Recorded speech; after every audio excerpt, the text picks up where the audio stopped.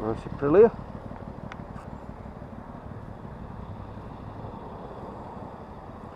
Not sure I'd be putting Asda fuel in my Aprilia though.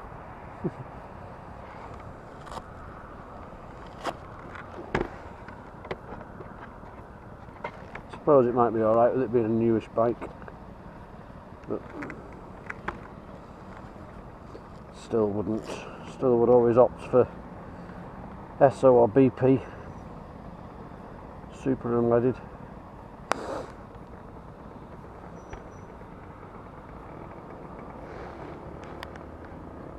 Oh, there's that guy with all his lights on his scooter.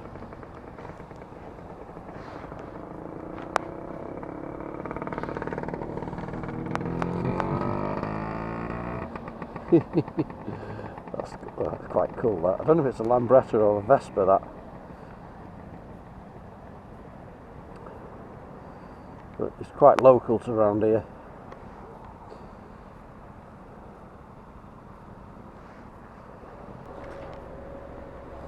Gorgeous day.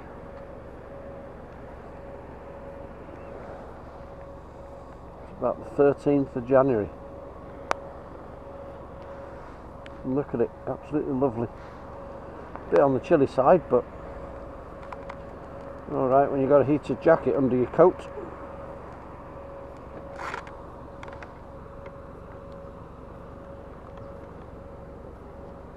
It's a bit rusty down there, look. You know, these bikes are going to become classics soon. They're going to be like the AR125s of the past. Very, very difficult to find in years to come. You bet, mark my words, in 10 years time you won't see many of these at all, and you'll pay through the nose for them. The AR125s are going for up to £4,000 I've seen on eBay. These will go the same. Not so much the other YBR, but the custom. They'll go the same because they're so rare now. I don't understand why Yamaha stopped making these, because they're a cracking looking bike.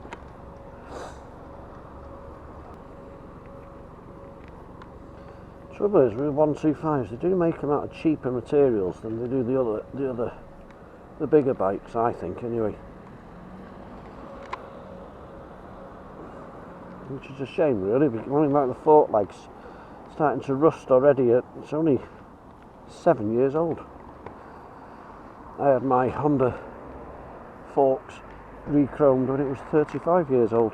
Alright, they needed doing years before that. I'm sure I need to check the front one actually. Has he left me some air?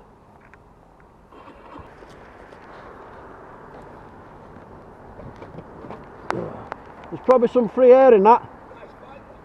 Hey, cheers, yeah, it's not mine, it's my son's. Hey? I can't. I think I love it more than he does. Mate, we don't forget the 80s and 90s, my friend. Do you know what? I was just saying, I passed my test on a Kawasaki AR125.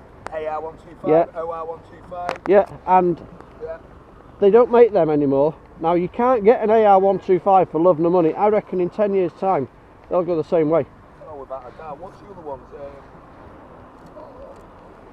That's the YBR Custom. The Yamaha, yeah. They don't make them, so... I mean, that's what, 2016, they're still going for nearly $2,000. RD, RG125, LC. Gamma. Yeah, the Gamma was the Suzuki. That was the RG, but the Yamaha was the RD125 LC. Yeah. We drive cars, well, you don't. I've got a car, but I've got two bikes as well as that, you know. Keep it going, my friend. They're absolutely fantastic. She won't let me have one, she thinks I'm going to kill myself. Would she? No. Prove her wrong, that's what you want to do. Oh, you're joking now, yeah? Well, you've got to live with her, aren't you? Hey, all the best. Yeah, and you take care. There might be a bit of free air in that. Alright, mate. Safe, my friend. Take care.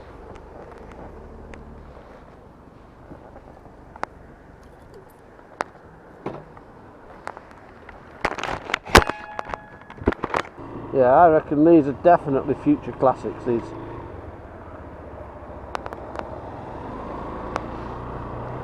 I mean, you look at the old, alright, this is a 4-stroke, but you look at the old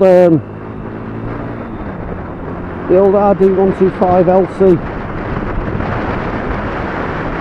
You're talking thousands for them now, as you are the AR125s. Yeah, these will definitely go the same way. Future classic right here. The minute something starts becoming rare is when you start getting more of a value on it.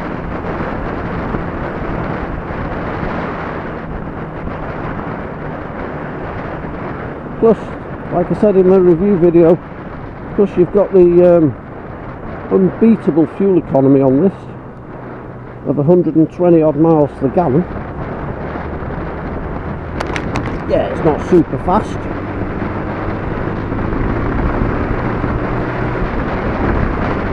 but for commuting around town and learning to ride, what more do you want? Got a bit of low sun here, just keep that distance from that vehicle in front, as you should do anyway.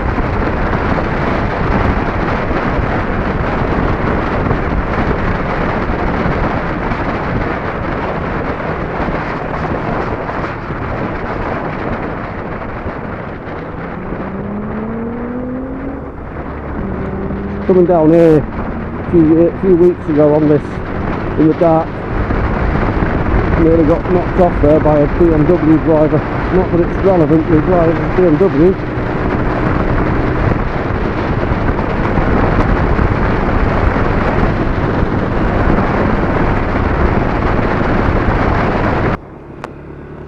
Most of you probably know this place. Donington Park, home of the Superbike factory and Factory Heads Cafe, which is rather nice. They do a lovely, well, all the food, I've never had bad food here.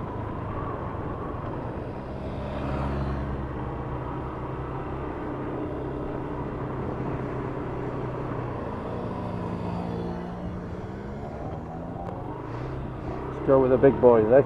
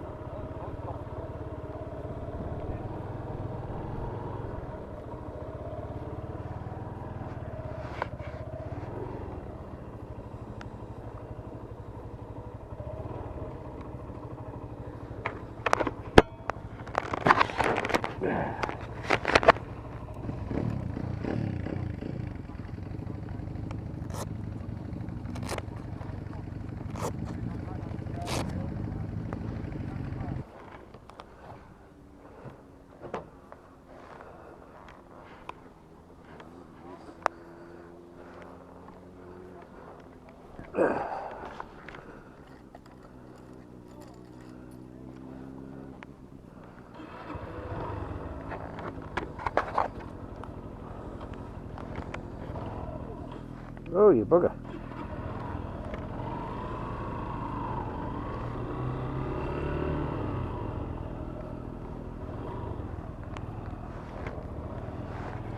Just had a quick wander around in there. Had a quick look at the 125s actually. They had a couple of YBRs, not the custom. They had a 2017 YBR in black, same as this, but it wasn't the custom, for £2,291.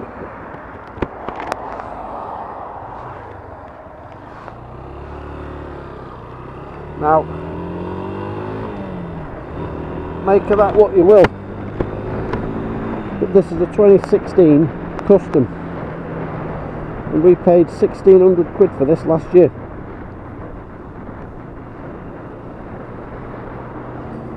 Customs are definitely more sought after than the standard YBRs.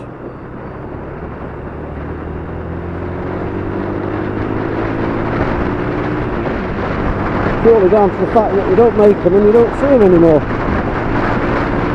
We did have one in there last year, a red one of these, really tatty, 2016 again, same as this, but a really tatty looking thing, filthy for a start. They don't even bother cleaning them. This is just my opinion of that place, of course, but they don't clean anything that you put on start on display. It doesn't look like they're cleaning. It looks like they wheel them in off of the road when they've been brought in Part X or however they get them, and stick them straight in the showroom. I did notice one thing though, where when you used to go there you could sit on them all, but now on every single bike in there that I saw, there's a sign on them saying, look, they don't touch. So they've obviously had some damage or, you know. I used to just wheel the bikes out of where they were parked, sit on them and wheel them back in.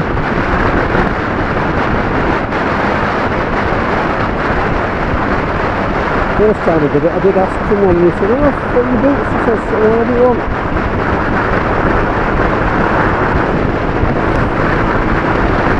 But the cafe is really nice. And it's a good meeting point as well.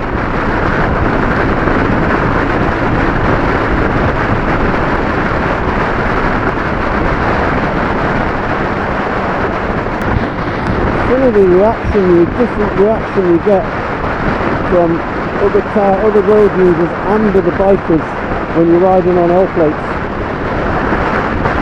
as opposed to not on L plates. I've ridden this without the L plates on it. Obviously I've got a full licence, and people tend to nod at you and give you a wave much more than they do when you've got the L plates on, which is wrong really. I always nod at everyone, you know, even the scooter boys. Anything 2 wheels with an engine.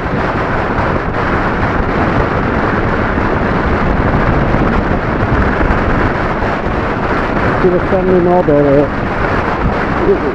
flash of the lights.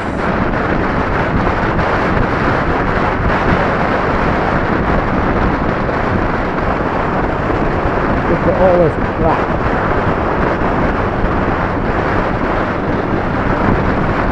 So wrong that they're allowed to do this. Well, they're not allowed to do it, it's so wrong that they do it. They don't even make an effort to clean the wheels, they use the road to clean the wheels.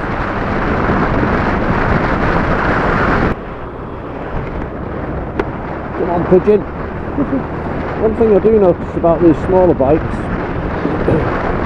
they're a little bit skitty on the road when it's a bit uneven, you know, when the surface isn't too good compared to a bigger bike.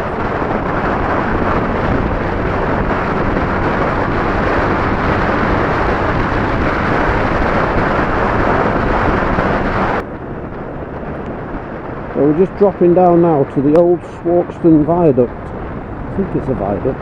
Yeah, it says it goes over a river. There's a sign somewhere. I think it says Ancient Roman Monument. I think the original route of this road is about 400 years old. Here we are.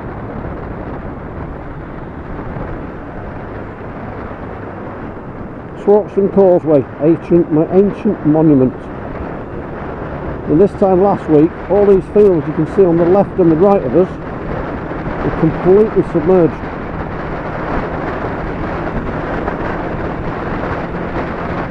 Because the Trent did what it normally does. There's the sailing club there to the left. You couldn't even get to that last week.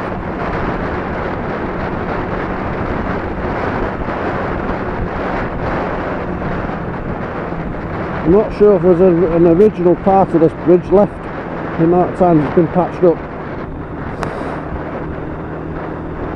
You usually see bits of plastic and bits of mirrors and stuff at the side of the road where people have clipped mirrors. The Trent is quite a distance from the start of the causeway, which is way back there. We're just coming up to the Trent now.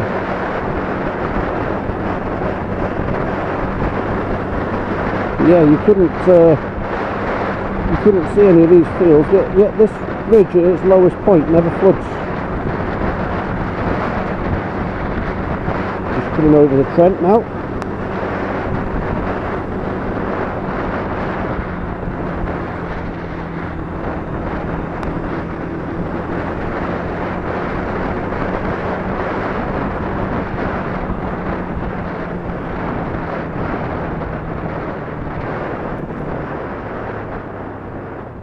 No, you don't.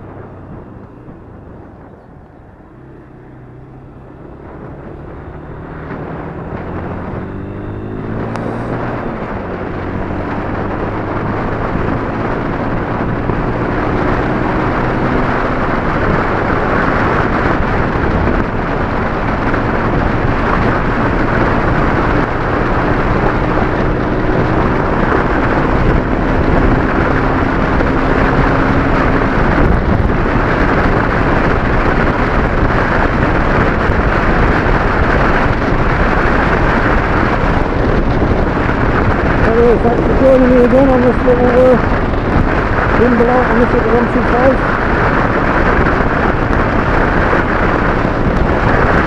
Till next time, stay safe, stay upright if you're on a bike, and most of all, enjoy. See you later.